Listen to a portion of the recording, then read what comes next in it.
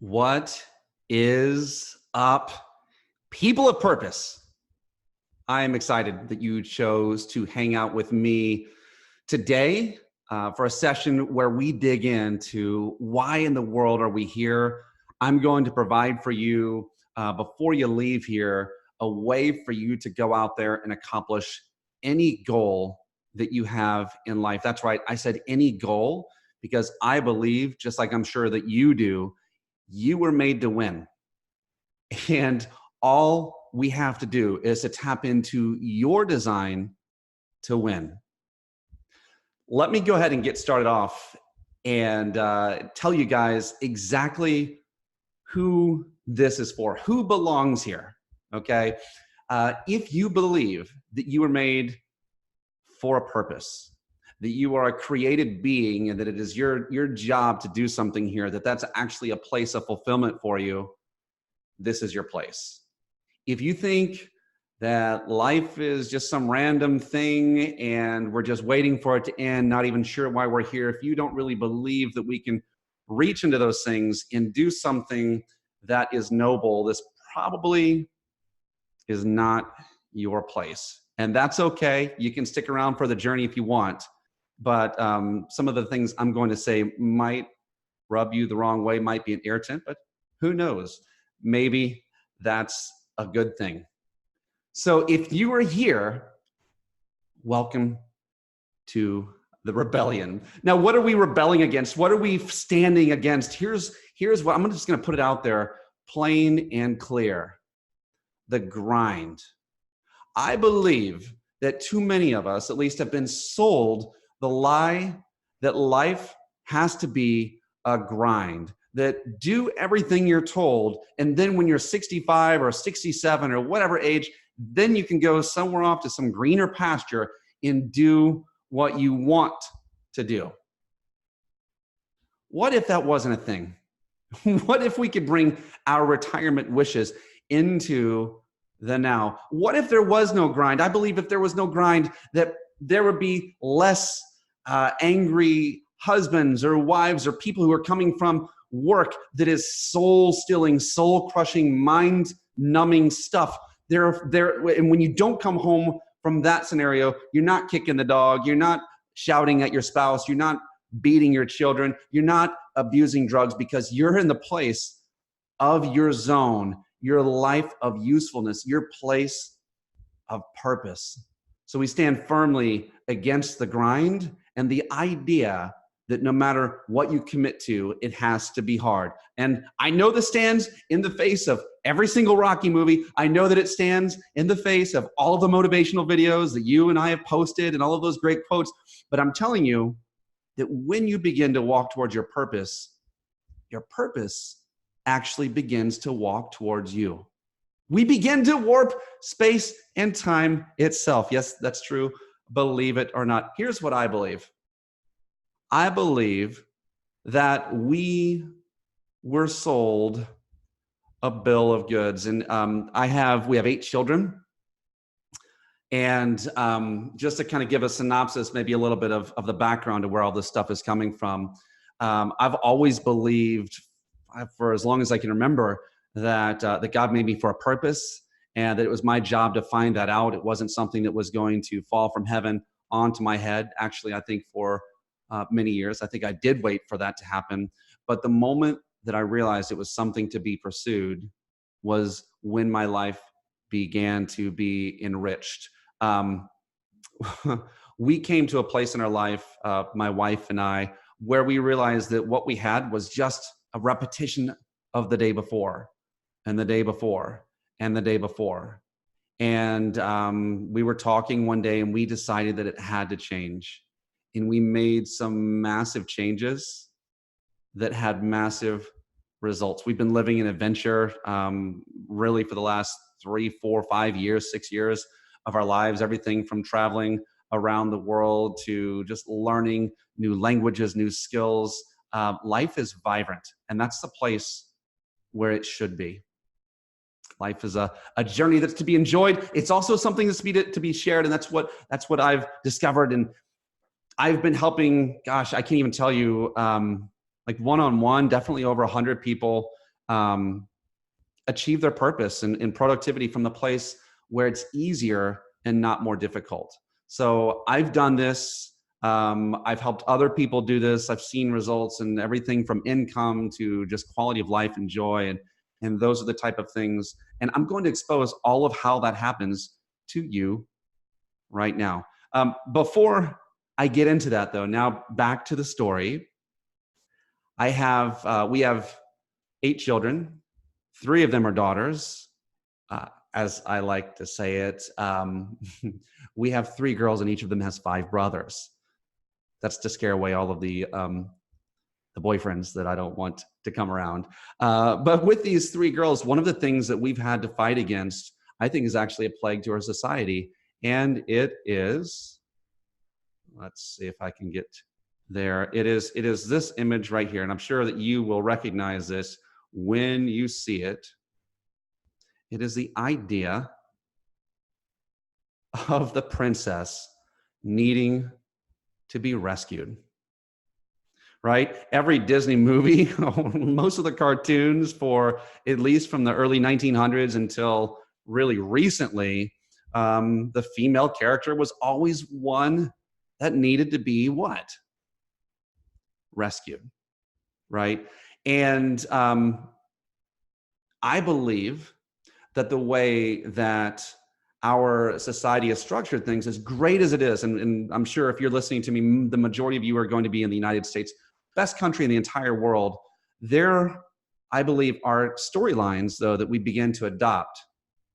And this is one of those dangerous ones. It's the one where we wait on a prince to come and save us. Now, I'm a Christian. I believe the prince has already come and saved us. He's already been here, and there's a place of freedom. And the kiss has already happened. Now, the question is what happens when you are awake? Most people out there, we're still waiting for that moment. Man, that one day, the moment to arise, when my ship comes in, if I hit the lottery, when I retire, when I graduate, when I have a spouse, we basically delay our joy. And in delaying our joy, we're actually delaying our purpose. So what if, and this is kind of where we begin, what if instead of being someone who is waiting to be rescued, instead we saw ourselves as the hero of the story?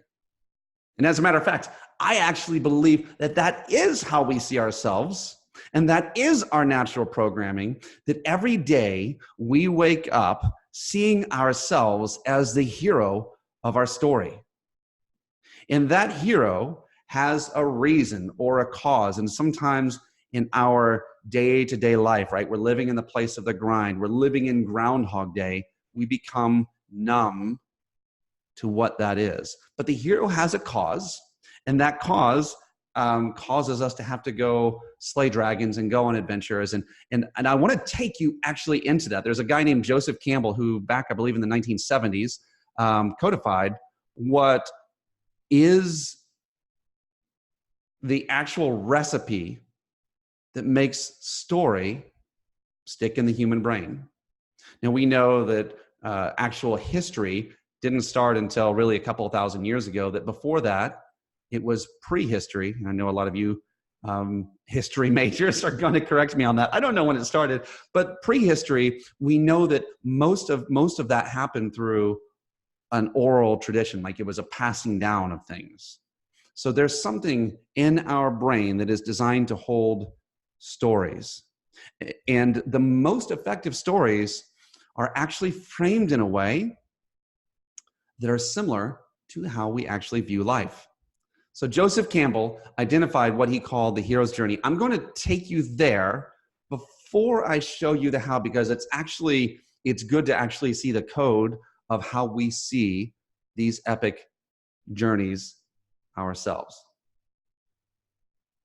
All right, thanks for hanging with me. This is, I'm telling you, going to be some great stuff that you probably haven't, excuse me, seen or heard, at least in this context. And again, this is how I actually, when I get a new coaching client, this is how I design how to bring them to success. And I'm giving this to you for free. So you can do this for yourself. you can do this for the people you lead. And essentially, we can map out what success looks like. Here is basically, this is a little bit of a takeoff of what Joseph Campbell called the hero's journey. And for the ladies out there, I know that this is a male looking night. I'm working on that. We'll have a female version here in the next 24 hours or so. But here's how every story that has fit into your brain, this is pretty much the framework of how it happens. So there is a hero. You might not be able to see them as a hero, but they have a beginning point. They're in a place to where everything is normal and average, and they're just like everyone else. La la. But they know there's something more. There's something greater. And sometimes it's something that's just kind of noodling around in the back of their brain. And sometimes it's something where they're thrust into action. But either way, there's a call to action. And oftentimes that call to action is going to be wrapped around what I would call a noble cause. You might want to write that word down. A noble cause is something that's greater than yourself. And it could be an organization. It could be your family. It could be a person or a group of people. It could be, right, a noble cause is something that is bigger than yourself. In almost all cases, the hero always declines at first to join because they're saying, hey, who am I? Who am I to go do this thing? And I'm not anything special. And before I go any further, by the way, I believe that there are some of you out there who don't necessarily see anything markedly different between you and the others who are around you. But I'm going to tell you right now that already at this point, there is something amazing in you. Something that it may take some shining up. It may take some work to bring it out, but it is there. And it's as plain as the nose on your face. Another thing, by the way, that I personally stand against, I'm in the self-improvement industry.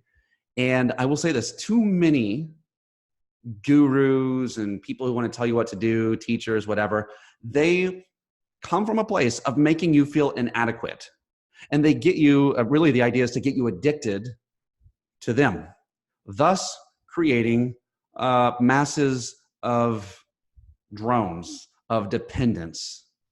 My goal is never to create a dependent, but to create another hero, because I believe that when you're living your purpose, you free others to do the same. So going into, again, the hero's journey, you're going to get some stuff from this, and we're going to go into the actual house. But this is actually the psychology of, really the map of all the stories that we like. Let me go through it real quick, and then I'll apply it to us as individuals. So every hero starts somewhere. They get called to action. They say, "Oh no, I can't do it," and then they meet a guide, and they discover a power. So their guide, maybe it's a coach, maybe it's a wizard, maybe it's Yoda, whatever, helps them in not only the discovery of their power and calling out the power and the greatness inside of them, but also the training. Okay, so there is a training that has to happen. And by the way, back to the meets a guide part, whether you like it or not, you're not going to do this thing alone. You're just not. None of us are. So we all need guides, and we need to come to the revelation that there is something pretty cool and special and powerful about you. They run, they get trained, they run to the challenge, they go through a little bit of a mindset change. You really are going to have to. And before the hero gets to anywhere where they're going, they're going to hit this little bridge here. Let me blow that up. I need to set this bridge on fire or break it down or something. But this is what I call the chasm of belief. And this is what, in any of the stories that you love, you can go from the Hunger Games to Rocky to Star Wars to anything that's out there. It follows pretty much this pattern. But there is a choosing between the old self and the new self. The one that is and the one that you want to be. And I can tell you this, they cannot coexist together. They do not live simultaneously. One is going to die. All right. And so you're either going to let this person fade away, or you're going to stay this person, this old person, and just kind of stay in the place where you're used to.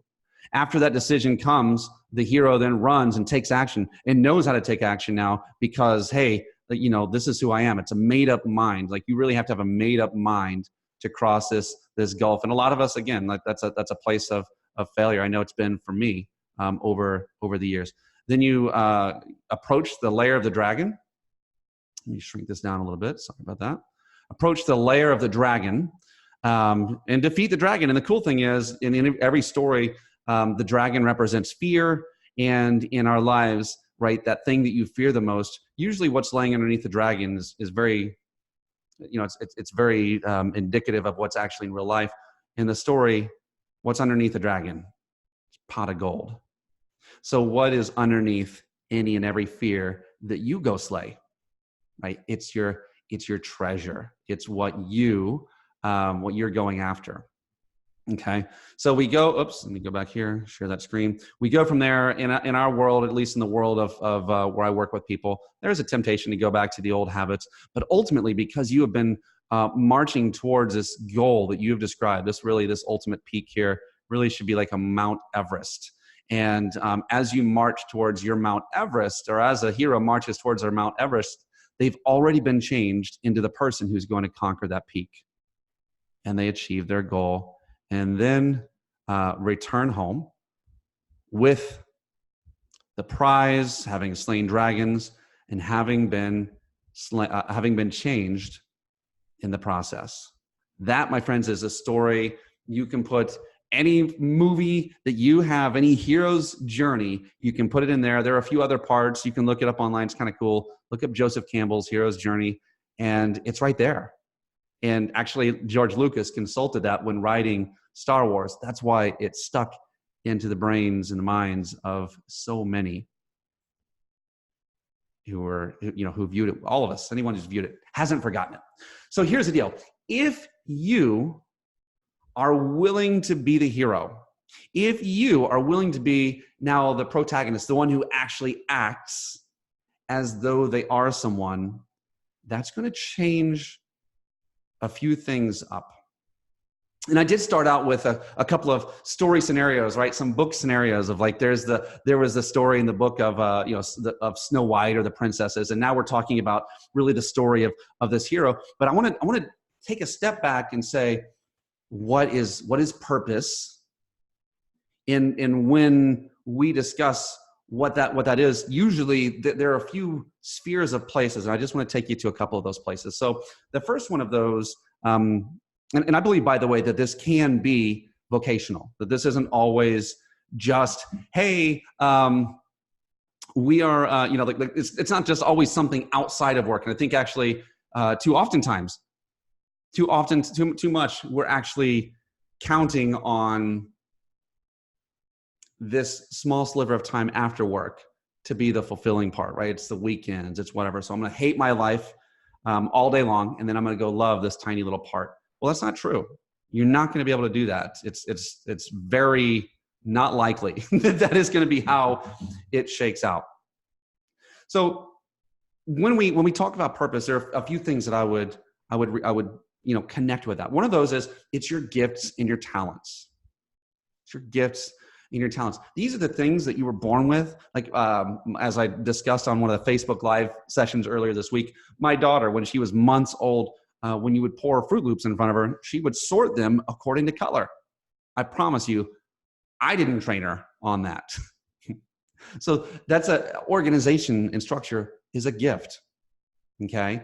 There are multiple gifts. There's gifts on how you deal with people. There are communication gifts. There are artistic gifts. There are, emotional gifts. Those are the things that are in you that it just comes easier to you than it does to other people.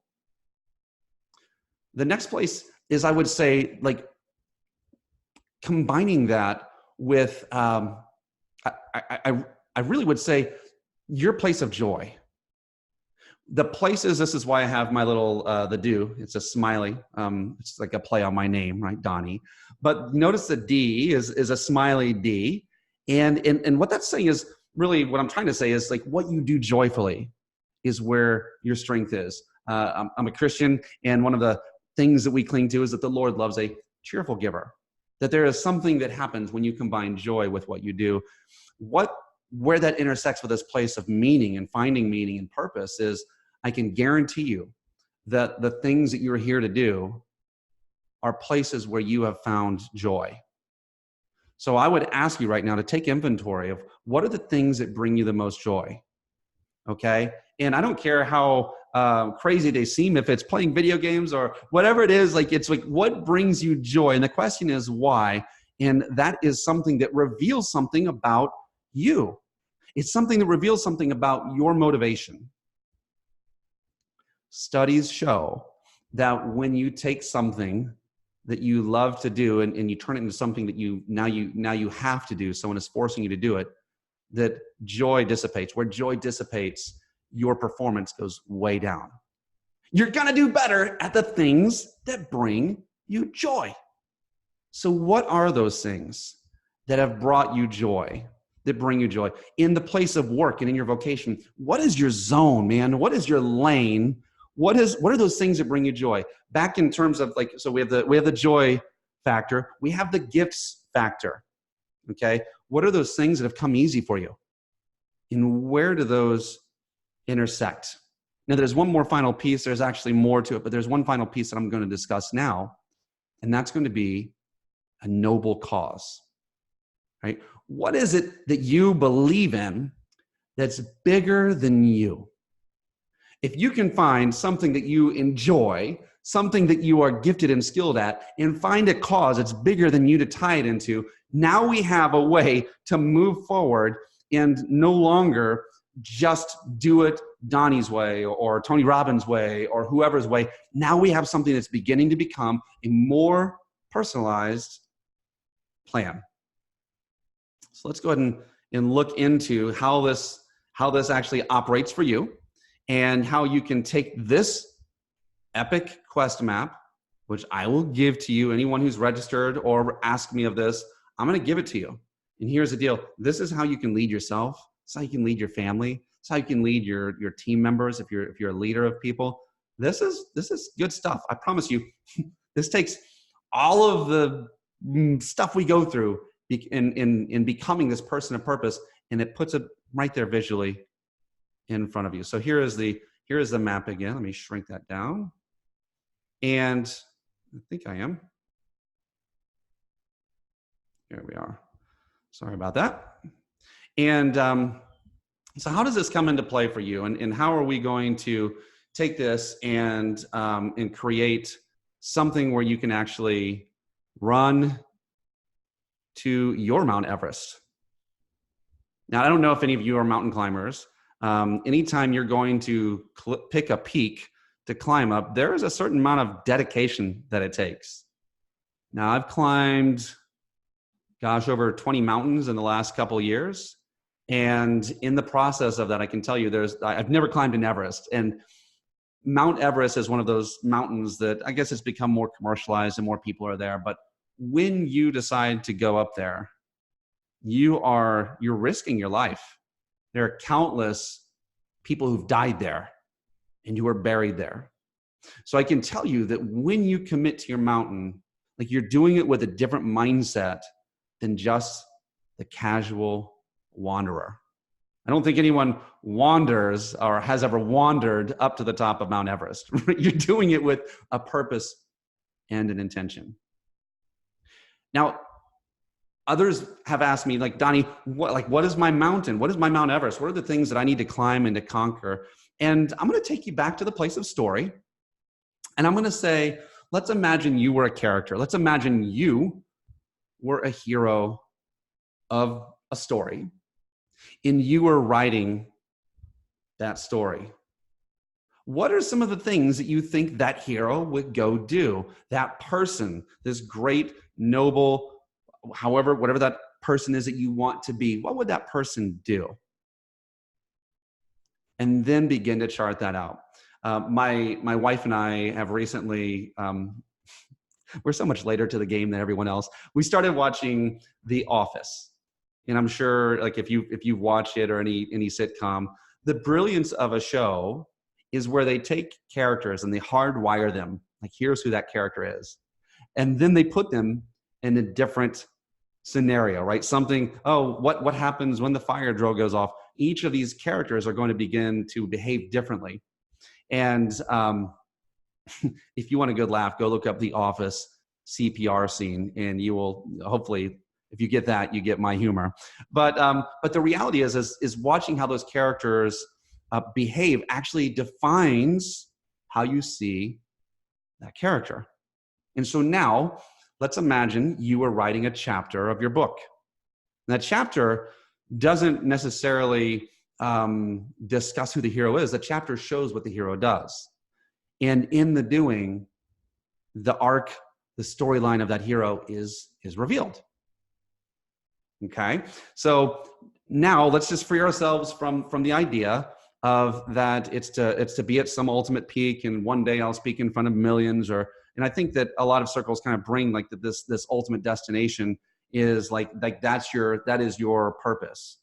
And I can, at least from my viewpoint, from what I've seen and what I've lived, I really believe it's who you are and who you're becoming, right? It's a person. And then it's taking that character and putting them into different challenges. So what would happen if we took the character of you and you climbed this mountain? And so I guess what I'm saying is, hey, let's not make too big of a deal. You're going to be you in the process of this, and you're going to become a different you in the process of this. So let's pick our Everests. Okay. Let's go through here. I'm going to work through a little bit of how I help people, and just by using this one tool here. The first part of it is, we've talked a little bit about, it's that identifying of the persona. So it talks about who you are as the hero. What are you? Are you introverted? Are you extroverted? Are you an innie or an outie? Are you, what are your qualities? What is your persona? Are you excited? Are you kind of low key? Are you a personal, who are you? And you don't have to become someone different. You actually get to approach the world as you are. Good news for all you introverts who us extroverts have tried to make you think that you have to be like us. Good news. You get to be yourself in the process. You're the hero. You are. The other one is, what is the noble cause? And so again, one of the easiest ways that I find to find your noble cause is to say, who do I fight for? What would I fight for if I didn't have a fight? And a lot of us are still living and fighting from the place of survival. And if that's the case, then, maybe you're fighting for your family. You're fighting to live. That can be a noble cause as well. And so what is your noble cause? The idea is you want it to be bigger than you. And then what is your superpower? What is that thing in you? Those are those gifts that we were talking about. And so you see that living into purpose has nothing to do with you becoming like me. It has to do with you becoming more like you. I'm going to repeat that. You accomplishing and living your purpose doesn't have to do with you living like anyone else. It has to do with you becoming more of yourself. How do I do that? Do I go up on a mountain and meditate and do all of those things? Well, I'm not against finding that place. I think you should on a regular basis, but you don't have to stay there, because just like in most regular stories, in our life stories, the hero and the purpose is often revealed in the adventure. So right now, I'm going to send this over to you, and you can, I'll send you the recording of this too, as well. But the idea is we want to take and make that epic decision, the epic noble quest. And right now, and I would say don't choose, you can have multiple epic quests, but only choose one or two at a time to really run up the mountain after. And I'm actually share with you, some of mine are, it's right now to grow the business that I've created in the past few months, and to get it to a place to where it's not just sustaining myself, but others who are, who are going to be working with me. And so I have a very, very specific quest. The more specific, the more terrific.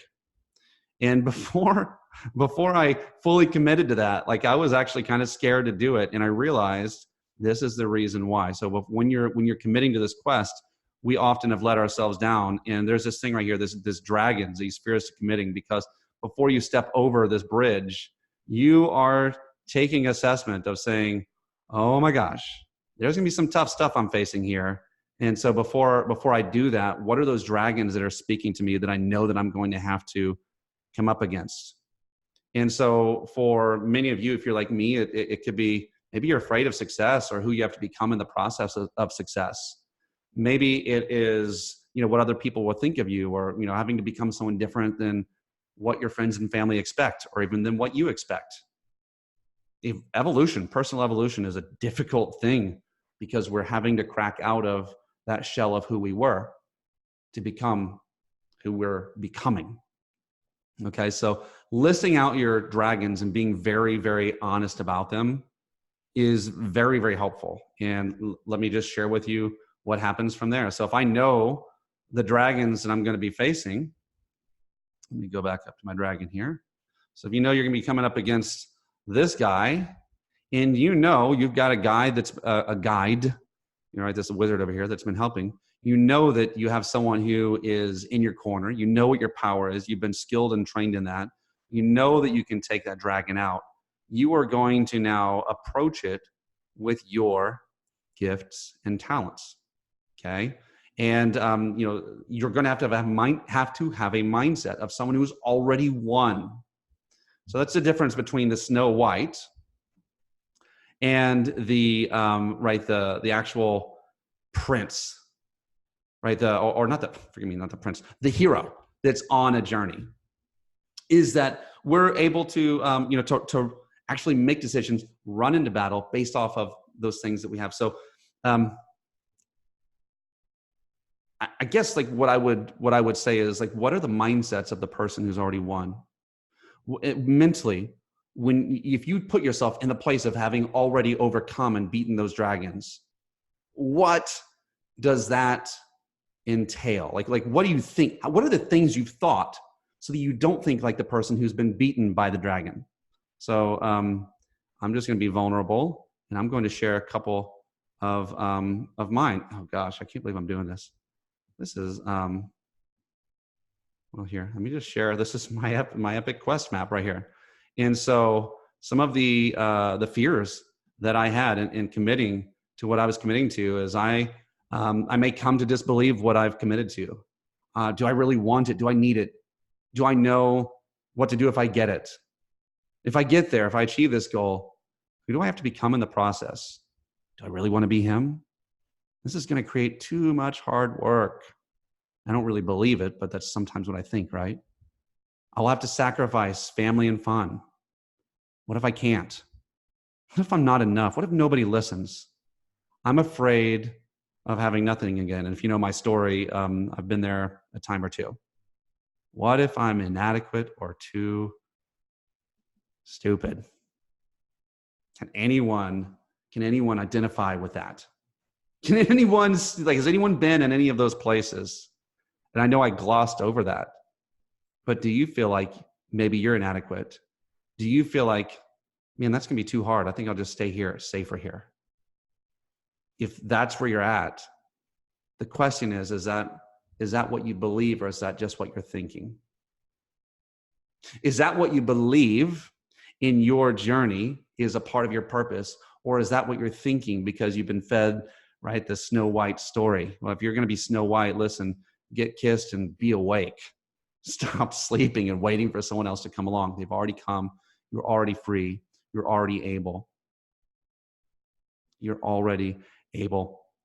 I'm going to go into a couple more little parts for you here, and just to share with you these things. So after we have confronted our dragons, really the idea is the question is, what mindset and what discipline do you need to have to beat those dragons and to climb your Everest?